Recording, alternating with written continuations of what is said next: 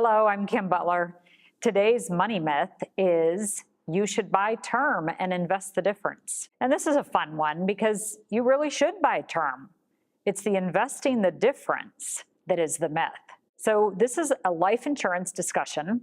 Term life insurance is something that people buy for a period of time. There's either a 1-year term or it's called annually renewable term, not very common. Then there's 10-year term, 20-year term, and 30-year term. And as I said, buying term insurance is fabulous. Almost everybody should have some term life insurance, especially if you're concerned about what would happen if you died, because that's what term does. It pays a death claim when somebody passes on. The challenge is that you have to pass on during that term of time. And thankfully, for most of us, the first 30 years of our life, or let's even call it the second 30 years of our life, in other words, age 30 to 60, is not a time that we're going to pass on.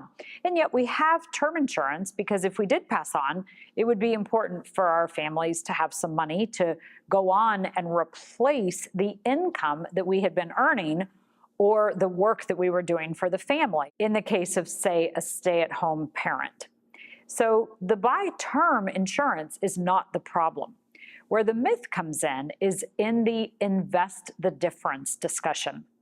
Because typically what this means is that you compare whole life insurance, which has cash value and a higher premium and builds both the death benefit that is immediate and an ongoing savings account. So again, you're comparing whole life insurance with a savings account and the death benefit to term insurance, which just has the death benefit and a lower premium, and then you would, quote, invest that difference.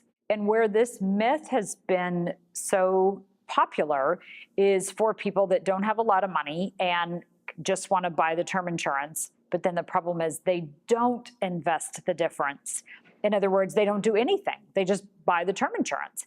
And again, there's nothing wrong with that as long as you understand that long term, that's not going to work. There will be no term insurance. And then the other challenge that I have with the wording of this so commonly used saying is that whole life insurance, the opposite side, is not an investment at all.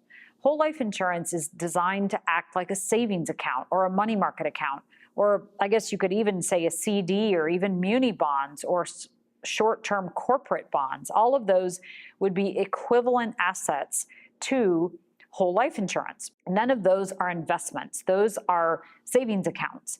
And so when we hear this idea, buy term and invest the difference, we're supposed to somehow find an investment that we can put maybe $100 a month or $1,000 a month into. That's a problem because good investments require lump sums.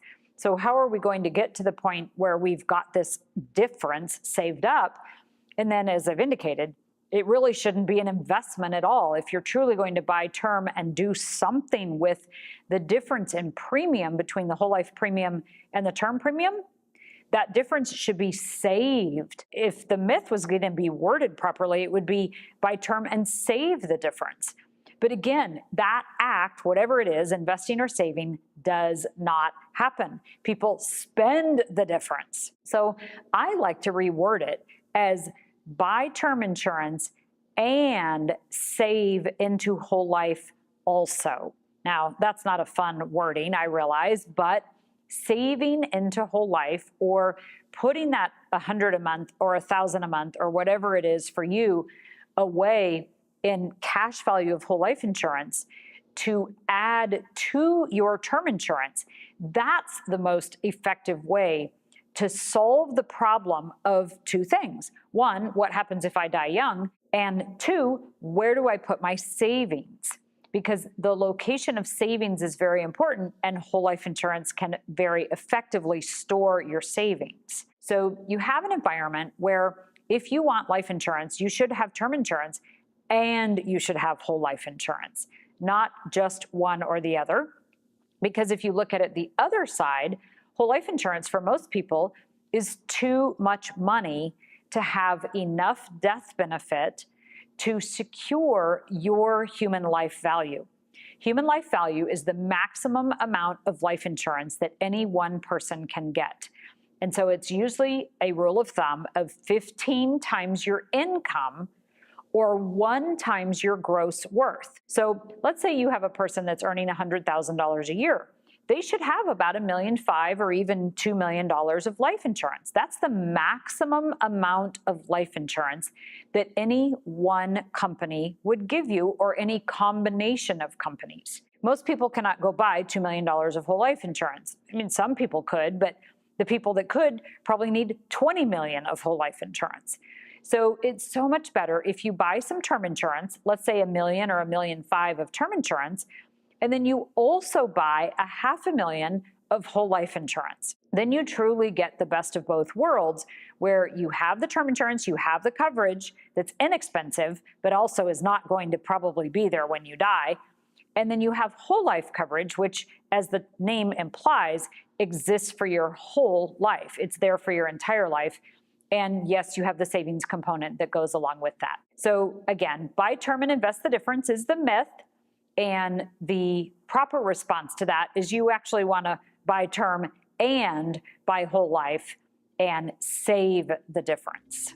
So if you would like some more information, go to partnersforprosperity.com.